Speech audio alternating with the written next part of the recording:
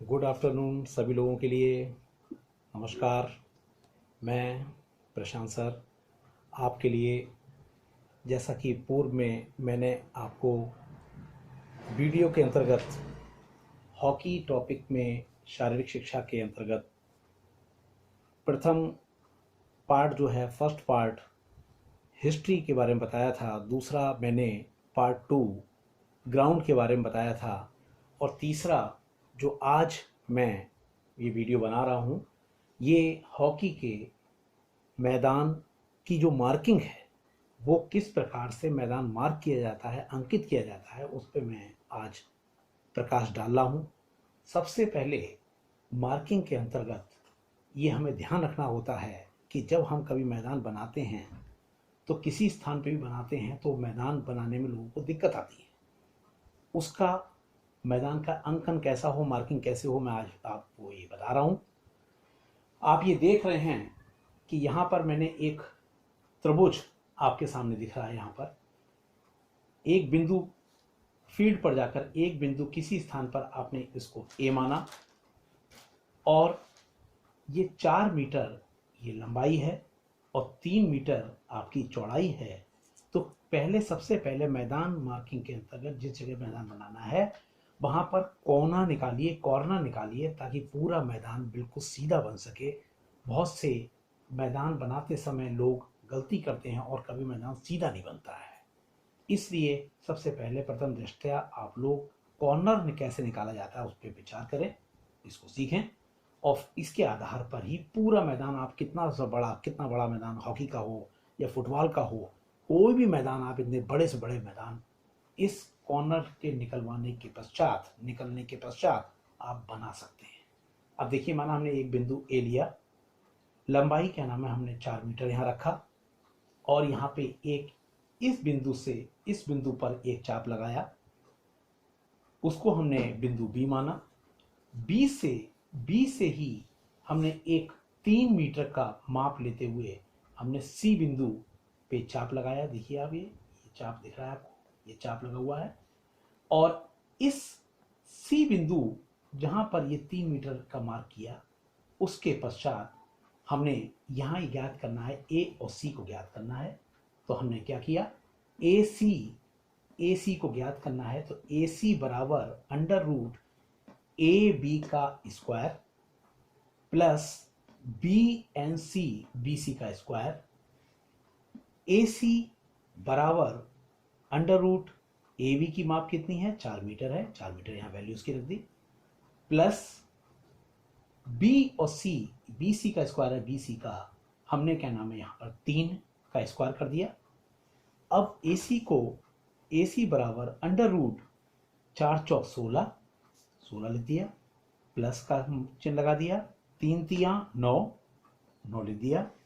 यहाँ ए सी बराबर under root में 16 प्लस 9 बराबर 25 का अंडर रूट में हमने जब निकालेंगे तो ए सी बराबर 5 मीटर आएगा। इसको हम लोग वर्गमूल भी कहते हैं। ये 5 मीटर इसी बिंदु से जब हमें पता लग गया कि ये माप 5 होगी, इसके आधार पर यहाँ से ही एक कट आपने यहाँ से 5 का मारा। अगर ये 5 एग्जैक्ट आ रहा है और बी के मार्क से कट रहा है, अर्थात हमारा कॉर्नर ये बिंदु, ये अक्षांश जो बन रहा है, ये क्या नाम है, बिल्कुल ठीक है। और यदि 5 वैल्यू नहीं आ रही है तो आप उसको दोनों वैल्यू को एडजस्ट करेंगे। इसलिए सबसे पहले हमने कोना यहाँ निकाला ताकि हम मैदान को ठीक प्रकार से बना सकें। दूसरा, अब इसी का हमने हॉकी में जब आपको बताया ग्राउंड मार्किंग के अंतर्गत कैसे बनेगा, तो उसी को यही फार्मूले को हमने यहाँ लगाया है। आप देखिए, formula of ground marking hockey part 3 चल रहा है। ये ए सी स्क्वायर बराबर ए बी का स्क्वायर प्लस बी सी का स्क्वायर। आप इस तरीके से चाहे लिख लीजिए इसको, चाहे फार्मूले को इस तरीके से लिख लीजिए। यहां पर हम देख रहे हैं ए बी अर्थात हॉकी के मैदान की लंबाई कितनी है भाई, ये लंबाई है 91.40 मीटर। बी सी मैदान की जो चौड़ाई है वो है 55 मीटर। अर्थात हमने ए बी, आपको जैसे यहां बताया था 4, देखिए लंबाई है, उसी प्रकार से यहाँ पे ए बी की वैल्यू कितनी है, 91.40 है। 91.40 का स्क्वायर हमने यहाँ पे वैल्यू फिट कर दिया, प्लस बी सी 55 है, 55 हमने चौड़ाई, ये लंबाई ये चौड़ाई, जैसा यहाँ पे ये लंबाई ये चौड़ाई, ये पता लगा बी सी स्क्वायर की में हमने 55 वैल्यू चौड़ाई की ये वाली रख दी। अब आप देखिए आगे ए सी बराबर अंडर रूट 91.40 इंटू 91.40 क्योंकि स्क्वायर है इसलिए प्लस का चिन्ह ऐसे लगा दिया, 55 का स्क्वायर है तो 55 गुणा 55 लिख दिया। ए सी बराबर हमने 91.40 इन दोनों को जब गुणा किया तो हमारा आया 8353.96 प्लस प्लस 55 इंटू 55 बराबर 3025, इन दोनों की वैल्यू थी 3025 रख दी। फिर ए सी बराबर अंडर रूट में इन दोनों को हमने जोड़ दिया, 8353.96 plus 3025 equal to under root में 11378.96। ए सी बराबर 106.67, इसकी वैल्यू अंडर रूट में आ गई, जैसे इसकी 25 की वैल्यू 5 आ गई, उसी प्रकार से ए सी बराबर 106.67 आ गया। अर्थात डायगोनल जो है विकर्ण है जो ये ए सी की वैल्यू है वो हमें प्राप्त हो गई, अर्थात ए सी की वैल्यू यहाँ पे ये प्राप्त हो गई। जैसा कि पूर्व में अभी मैंने आपको फुल डायगोनल के बारे में सूत्र सहित बताया था, अब आप ये देखिए उसी का बड़ा रूप फुल डायगोनल आपके सामने ये दिख रहा है। यहाँ पर ए बी सी हमने आपको वैल्यू के हिसाब से बता दिया था, ए और बी का 91.40 सेंटीमीटर ये हॉकी के मैदान की लंबाई है, तो ए बी ये क्या है 91.40 मीटर है लंबाई और 55 मीटर चौड़ाई है। तो सीधा सा फॉर्मूला आप यहाँ इस बिंदु से एक बिंदु यहाँ पे रखिए और इस बिंदु से 91.40 मीटर का एक चाप यहाँ लगाइए। चाप लगाने के पश्चात इसी बिंदु से 55 मीटर का चाप आप ये ऊपर ये लगाइए सी बिंदु पर, सी मार्क। तत्पश्चात ए बिंदु से हमें आपको मालूम है जब 91.40 मीटर का स्क्वायर और 55 मीटर का स्क्वायर अभी हमने आपको फुल डायगोनल मेथड से फार्मूले से पूर्व में बताया था, तो उसका विकर्ण कितना निकल के आया था, उसका विकर्ण निकल के आया था 106.67 मीटर। ये आपका ये विकर्ण आ गया। तो हमने एक चाप बी पे लगाया 91.40 मीटर का, दूसरा हमने चाप यहीं से क्या नाम 55 मीटर का यहाँ लगाया। तत्पश्चात जो हमारी 106.67 का मीटर का विकर्ण प्राप्त हुआ डायगोनल का, एक इसी बिंदु से यहाँ चाप इस जगह ये लगाया, जहां ये दोनों मिले हमने बस यहां से इस बिंदु को और इस बिंदु से इस बिंदु को मिलाकर ये हमारा क्या नाम है हाफ डायगोनल, कि जैसे फुल डायगोनल हम निकाल रहे हैं उसी प्रकार से फुल डायगोनल हमारे लिए प्राप्त हो गया। और तत्पश्चात इसी बिंदु से 55 मीटर का जो चौड़ाई है ये, इसका फिर आपने सेम इसी की तरह चाप लगाया और उसके पश्चात इस बिंदु से हमने 106.67 मीटर का फिर एक चाप ये लगाया। देखिए आप दिख रहा है आपको, ये इस तरीके से यहाँ क्रॉस हुआ, वहां से हमने इस बिंदु को इस बिंदु से और तत्पश्चात इस बिंदु को इस बिंदु से, कभी पूर्व में ज्ञात हो चुका है, हमने मिला दिया।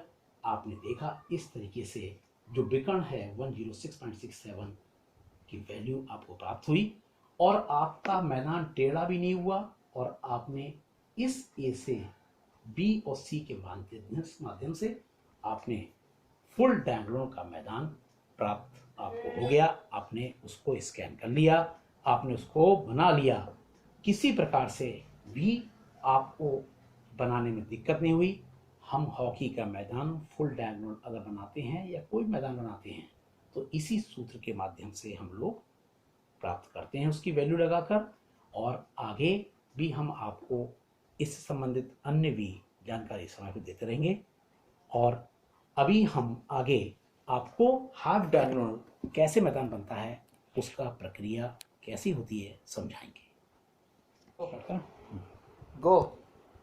अभी मैंने पूर्व में आपको फुल डायगोनल हॉकी की मार्किंग ग्राउंड की कैसे की जाती है उस पर प्रकाश डाला था।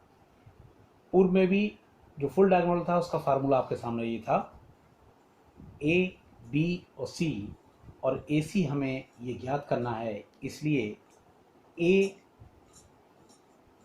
का वैल्यू जो है यहाँ पे ए से बी के बीच में जो वैल्यू है वो 4 मीटर है, और बी और सी की ये जो वैल्यू है वो 3 है, और ए सी हमारे यहाँ पे ज्ञात करना है। ए सी बराबर अंडर रूट ए बी का स्क्वायर प्लस बी सी का स्क्वायर, ए सी बराबर अंडर रूट 4 का स्क्वायर प्लस 3 का स्क्वायर, ए सी बराबर फिर अंडर रूट में 4 चौक 16 प्लस 3 का स्क्वायर बराबर 9, ए सी बराबर 16 प्लस 9 बराबर 25, अंडर रूट में ए सी का वैल्यू मान बराबर 5 मीटर, क्योंकि अंडर रूट 25 का जो वैल्यू है वो 5 मीटर है। इस तरीके से ए और सी का हमें ये विकर्ण जो है डायगोनल वो ज्ञात हो जाता है। तो हम किसी मैदान को जो प्रारंभ करते हैं बनाने से, तो ये आवश्यक है कि सबसे पहले हम कॉर्नर निकाल लें। अगर हम कॉर्नर सही लेके चलेंगे तो कितने से बड़े मैदान को हम निकाल सकते हैं। इसी के आधार पर यहाँ पे अभी हाफ डायगोनल जो हमें बनाना है, हाफ डायगोनल के अंतर्गत ए बी की वैल्यू जो है हॉकी के मैदान की जो लंबाई है वो आपका यहाँ पर जो इंगित कर रहा था वो 45.7 मीटर है। इधर बी सी जो है वो 55 मीटर है।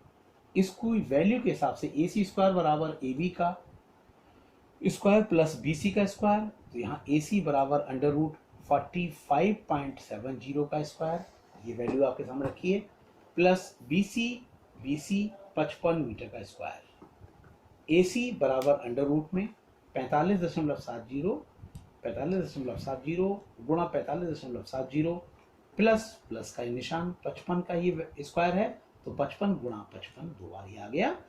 ए सी बराबर 45.70 गुणा 45.70 की जो वैल्यू है वो है 2088.49 प्लस 55 गुणा 55 मल्टीप्लाई जो किया गया है वो 3025 उसका वैल्यू है। ए सी बराबर ये दोनों को जब जोड़ देंगे हम, प्लस कर देंगे, ऐड कर देंगे, तो 5113.49 ये वैल्यू आती है दोनों की। ए सी बराबर इसको जब अंडर रूट हम इसका लेंगे तो ये वैल्यू आएगी 71.508 मीटर।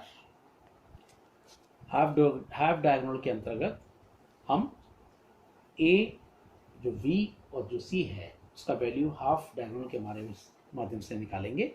यहाँ पर हमने ए जो वैल्यू है उसका 45.70 मीटर का एक हमने ये चाप लगाया। यहाँ से विस वैल्यू इस मैदान को हमने इसका हाफ कर लिया, और यहाँ से हम 45.70 बी जो पॉइंट है इसकी तरफ गए, आगे मार्क किया। यहाँ से इस बिंदु से हमने एक चाप, ये देखिए बी और सी का 55 मीटर का लगाया, और यहाँ इसका जो वैल्यू था हमने, क्योंकि मैदान दो हिस्सों में बांट लिया था यहाँ से, तो सेंटर पॉइंट से एक हमने, चाहेंगे तो हम यहाँ से भी यहाँ तक कट एक लगा सकते हैं, 45.70 मार्क का यानी हम चाप लगा सकते हैं। यहाँ से हम सी की वैल्यू के अंतर्गत एक चाप लगाएंगे, क्योंकि हमें डायगोनल हाफ प्राप्त हो चुका है 71.50 मीटर का।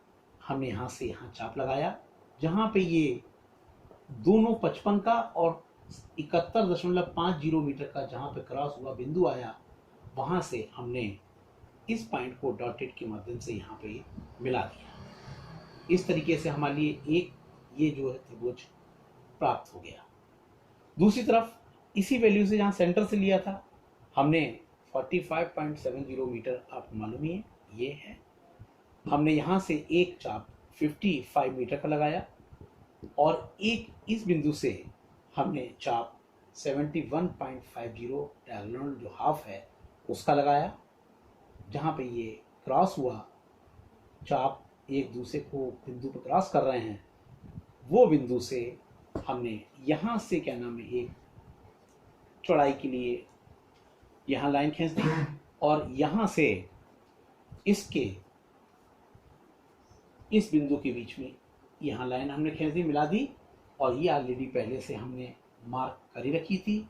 इस तरीके से हमारे लिए आप देखते हैं हाफ डायगोनल के माध्यम से भी हम आधा मैदान भी बना सकते हैं और इसके माध्यम से हम पूर्ण मैदान भी बना सकते हैं। इस तरीके से चारों भुजाएं आप देख रहे हैं आयताकार जो हैं वो मिल जाती हैं और हम मैदान को आसानी से बना लेते हैं।